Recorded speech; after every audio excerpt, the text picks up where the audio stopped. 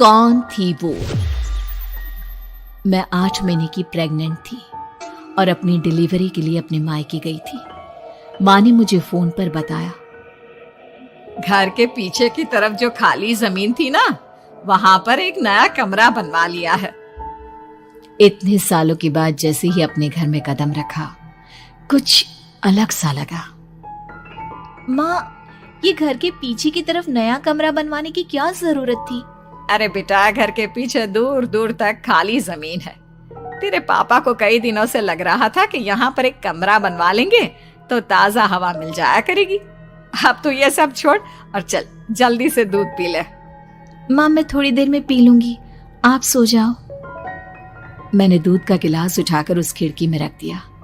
पता नहीं कब आंख लग गई। अचानक से खिड़की के पल्लों के खड़कने की तेज आवाज आई।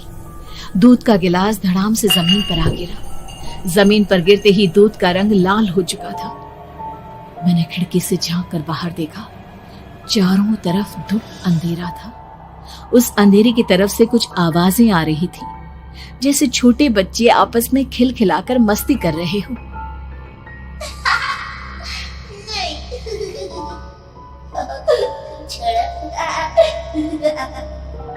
इतनी रात को इतने घनघोर अंधेरे में बच्चों की आवाज कैसे आ रही है? घड़ी में वक्त देखा तो ठीक 12 बजे थे। देखकर मैं सन्न रह गई। बुरी आत्माओं और भूतों की कई कहानियां मैं सुन चुकी थी। वक्त भी कुछ ऐसा ही था। ऊपर से मैं प्रेग्नेंट। सुना था कि ऐसे वक्त में अक्सर बुरी आत्माएं औरतों का पीछा करती है, तो क्या मेरे पीछे भी? पसीने से तरबतर बड़ी मुश्किल से, जैसे कांपते हाथों से मैंने उस खिड़की को बंद किया। जल्दी से जल्दी उस कमरे से बाहर निकलकर माँ के पास जाने के बारे में सोचा, लेकिन जैसे ही दरवाजे की तरफ पलटी, लगा कोई साया हवा की स्पीड से दरवाजे के सामने से गुजर गया। मेरे गले में अटक कर रह गई। मैं जोर से चीख कर माँ को बुलाना चाहती थी, लेकिन वो आवाज खुद मेरे कानों तक नहीं पहुंच पा रही थी। तो माँ तक कैसे पहुंचती?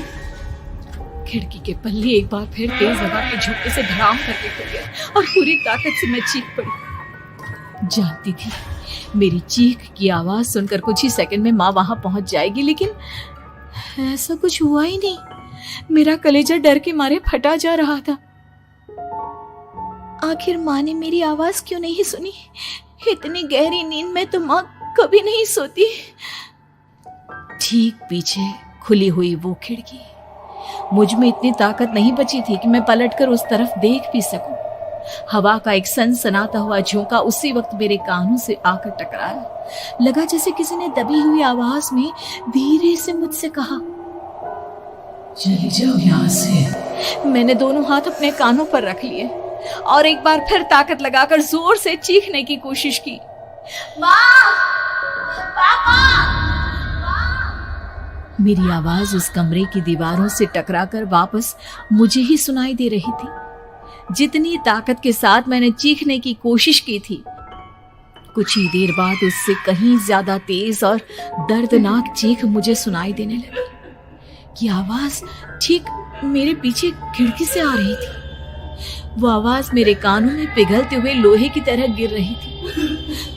उन आवाजों में हैवानियत थी। वो आवाजें किसी इंसान की नहीं है, इतना मैं समझ चुकी थी। कांप रहे हाथों से मैंने अंधेरे में कुछ ढूंढने की कोशिश की। तभी अचानक मेरा हाथ बेड पर रखी टॉर्च पर पड़ा। किसी तरह ताकत लगाकर टॉर्च का बटन ऑन किया, लेकिन ये क्या? सामने दरवाजे पर 3 छोटी लड़कियां खड़ी हुई थी। उनके हाथ में स्टील के चमचमाते हुए चाकू थे। मैं घबराकर लड़खड़ाई और पीछे की तरफ हटी, लेकिन तब तक वो मेरे पास आ चुकी थी। उनकी गर्दन टेढ़ी थी और उनके हाथों के वो चाकू मेरे पेट को निशाना बनाने को तैयार। मैं जोर से चीखी, नहीं, छोड़ दो मेरे बच्चे को, मत मारो, मत मारो, छोड़ दो मेरे बच्चे को। सोनाली, क्या हुआ बेटा? तू इतनी डरी हुई क्यों है? उठ बेटा, क्या हुआ? हड़बड़ाकर मैंने अपनी आंखें खोली। देखा तो दिन निकल आया था। माँ मुझे जगा रही थी। मेरा चेहरा पूरा पसीने से लथपथ था। क्या हुआ बेटा, तुमने कोई बुरा सपना देखा क्या? मैं अभी तक अपने पूरे होश में नहीं थी। वो मेरे बच्चे को मार देगी माँ। वो लड़की मेरे बच्चे को। मैंने घबराकर अपने पेट को छुआ। सब कुछ ठीक था।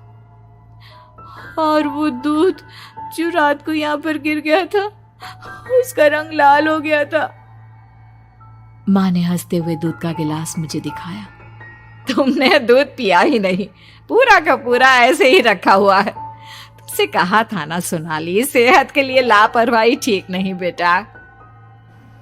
लेकिन मैंने तो सब कुछ अपनी खुली आंखों से देखा था। ये सपना कैसे हो सकता है?